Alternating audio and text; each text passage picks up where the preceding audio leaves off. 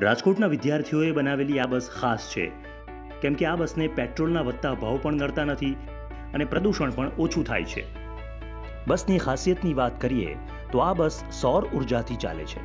આ બસમાં એક ડ્રાઈવર સહિત 7 લોકો બેસી શકે છે અને આ બસ 50 કિલોમીટર પ્રતિ કલાકની ઝડપે ચાલી શકે છે.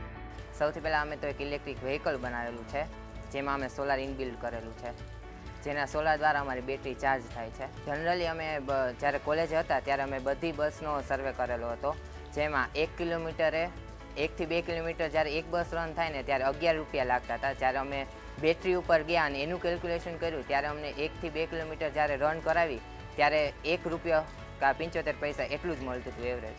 એટલે મેઇન આપણે પૈસામાં ડિફરન્સ છે અને સાથે સાથે પોલ્યુશનમાં બી વધારે ડિફરન્સ જોવા મળે છે. આ બસમાં રહેલી બેટરી સોલાર દ્વારા ચાર્જ થાય છે અને એક સાથે આશરે 40 કિલોમીટર સુધી ચાલી શકે છે. અને વિદ્યાર્થીઓનો દાવો છે કે વચ્ચે વચ્ચે રેસ્ટ લઈ આ બસ લાંબી મુસાફરી પણ કરી શકે છે.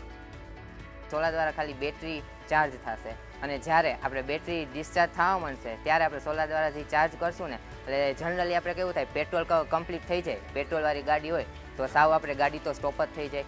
જ્યારે આપણે બેટરીવાળી કાર હોય ત્યારે એમાં એવું ન થાય, કેમ કે બેટરી ઓલમોસ્ટ 25% ડિસ્ચાર્જ બાકી છે હજી થવાનું. આપણે સોલાર સાથે કનેક્ટ કરી દઈએ તો સોલારથી ચાર્જ થશે, નો ડાઉટ સ્પીડ ધીરી મળશે, પણ આપણે ઊભું નહીં રહેવું પડે.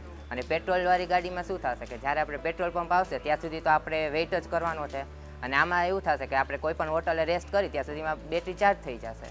આ પ્રથમ બસ બનાવવાનો ખર્ચ આશરે ₹2.5 લાખ રૂપિયાનો થયો છે. જો કે હવે પછીની બસ બનાવતા સમયે આનાથી ઓછી કિંમતમાં બસ તૈયાર થશે તેવું વિદ્યાર્થીઓનું કહેવું છે.